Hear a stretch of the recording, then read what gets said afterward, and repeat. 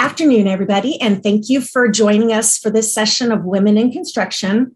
Once a year, every year, Levelset likes to recognize those women that are out there that are in construction, that have accomplished farther things in their position or their career, their management positions, or even just those that are in like marketing or content or doing, say, administrative tasks. Positions that don't usually get a lot of recognition, and we want to celebrate these people and what they do. Today, we are joined with Jennifer Siegfried. Hopefully, I pronounced that correctly. She was nominated to be a Woman in Construction today by her boss, which is very exciting. And she's Manager of Accounts Payable and Billing with Lumberman's Merchandising Corporation. Thanks for being with us, Jennifer. All right, well, we'll just jump right into it. Do you want to tell everybody how your career brought you to where you are now?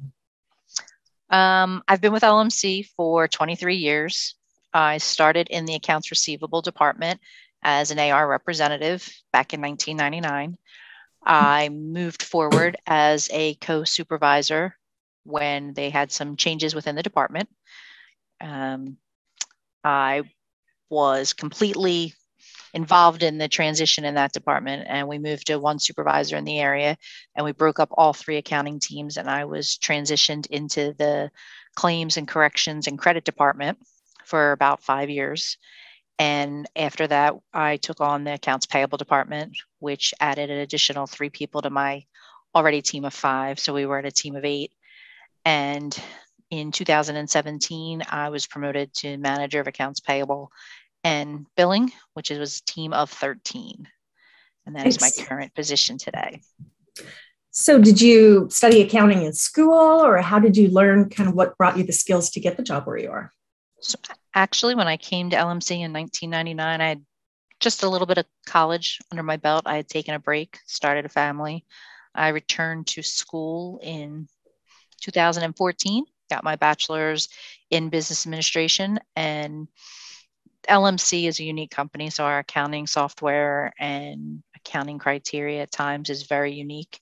So most of the accounting terms, I'll say, that I've learned over the years were hands-on, working through systems, change of systems. I continued my education through December of 2021 with my Bachelor's of Science in Organizational Leadership. That's neat. What does that teach you? Obviously organization, but what would you say that you learned that people wouldn't just know automatically? People. It's an understanding of people. It's the degree is from Penn State University, and it actually falls under their human resources area, but it was more on the leadership and the style of people and how to understand that everyone's not the same. Different styles, different needs are needed in different situations. And I learned a lot about myself as a manager through these classes. And I really actually have to say I enjoyed going back to school. It's nice when you can go and take a class on something that you enjoy. Absolutely. Well, that works really good with the diversity and everything that's been going on recently. It really does. And learning how to be flexible and able to adjust to different scenes, different scenarios. Perfect. Well, and I'm sure that helps in your Women in Construction that we'll get to in a little bit too. So what's a day today look like for you when you come into the office? Day-to-day life is problems. It's a majority of our work in my 2 areas. My billing team consists of a team of 5. Their daily routine is to process invoices. We want to make numbers. We want to make sure we hit our forecast and budget numbers. 93% of our invoices come in electronically and go back out of the building without a human being touching them.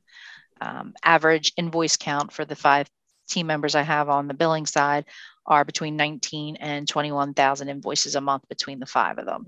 So it's definitely a high pace volume on that side. On the AP side, our AP team is completely different than a normal accounts payable. My billing team enters an invoice. Payables doesn't see an invoice until there's a problem.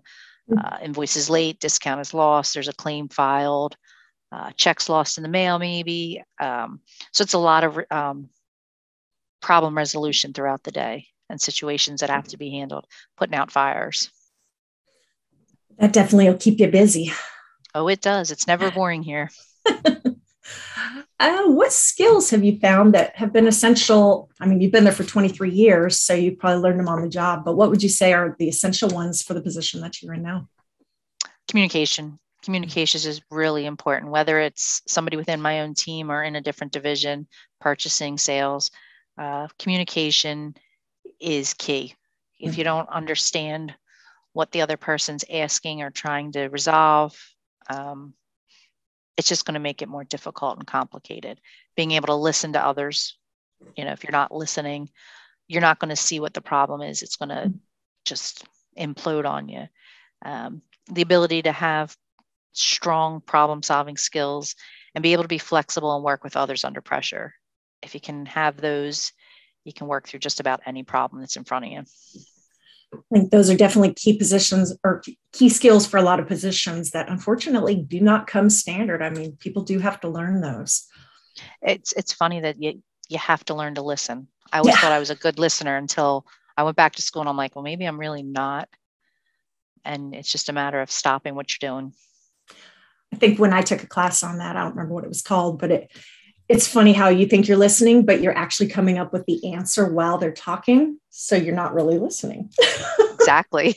And I found that was one of my biggest hurdles in the beginning.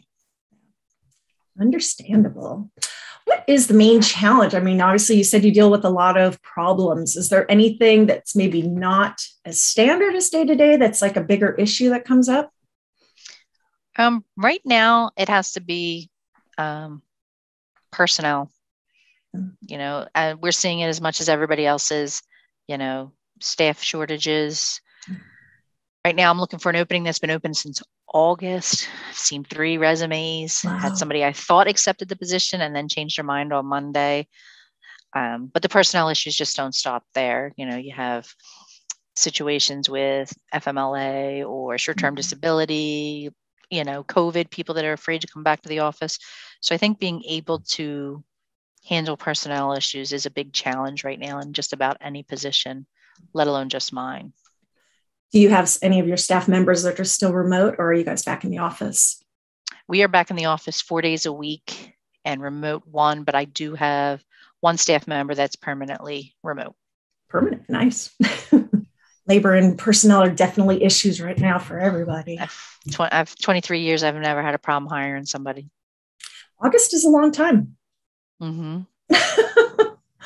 I'm feeling it. Are you a member, or have you been a member of any professional groups or industry groups with like mentorship or training between your peers? Not really. Upon graduation, I did join the Penn State Lion, which is a mentoring group, but that was just recent. And I also joined recently a Facebook group, the Women of Lumber, and they have some really great webinars out there. So I was really happy to have connected with those ladies. Definitely.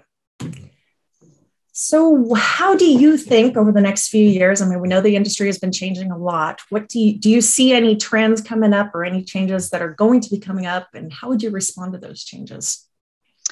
I think with the pandemic in the construction industry, we were forced to figure out a way to actually be remote, whether it was stopping construction and figuring out how we could have everybody on sites, how we were going to get deliveries, to having like LMC having an office who in 85 years had never worked remote, not even one day, to figure out in 10 days how we were going to get a company off-site for 2 weeks.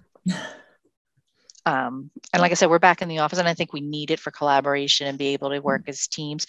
But I think the construction industry is going to have to figure out a way to remain flexible once we get back to whatever normal is, but so that we can continue to build within the industry, because there's plenty of new generations that are coming up that are going to be looking for that flexibility that may not be available. But in order to keep the industry moving, we're going to have to find that flexibility. Yeah, I think with the higher minimum wages and the labor shortages, people kind of can say and can wait for those positions that keep them remote. It makes it tough. It really is. So what would you say is, hopefully you haven't had too many issues, but have you noticed any big challenges being a woman in construction? Over the years, I think a struggle, construction is always seen as a man's job. Mm-hmm. So when you see a woman that's involved with purchasing, when I started in 1999, there was a handful of women in purchasing. Most of your females were in the accounting or the support teams. And that's changed over the years. More and more women are getting into the industry. We have more of a knowledge of construction. I guess over the years, possibly feeling overlooked because I was female as a challenge. But I do see that in the past, probably 8 to 10 years, that started to change for the positive for women. That's awesome. Do you have any advice for any other women that are just getting started in construction or currently work in construction that maybe have some issues? Don't give up. Don't just, it's a matter of just, you keep pushing. I kept pushing from the beginning. I wanted to be a supervisor. Well, you don't have the experience, but I can do it. You just have to be able to prove it. And you have to get somebody that's going to support you. Somebody that's going to back you, that they believe you can do it. If you can get somebody to support you and back you, it won't be a problem. I think that's the biggest common answer that I have seen, even with last year when I did some interviews. Everybody says you have to have that person that will fight for you. They'll have your back. They'll speak up for you. So that definitely sounds great advice. Hopefully everybody will listen to that because it is definitely the commonality. So let's get a little personal. If you are able to be anything you want in life, what would you be other than what you currently are? I would actually wanted to be a high school math teacher. Oh, wow. When I started college back out of high school, I wanted to teach calculus. Oh, geez. I know. Yeah. Hard stuff. Right to the hard stuff, high school. So what made you bypass that? My first pre-calculus class I took, I was able to do shortcuts from the way I learned in high school. And in college, I had lost all these points because I could get the answer, but couldn't show my work. I said, forget this. I can't do that. I hate that showing the work part. I know. I could figure it out. And so then I said, you know what? I'm just going to business. And then kind of just made that turn. Never looked back. What are 3 words that your friends would use to describe you? Loyal, caring, genuine. Those are awesome. Very nice. Thanks. What do you like to do outside of work?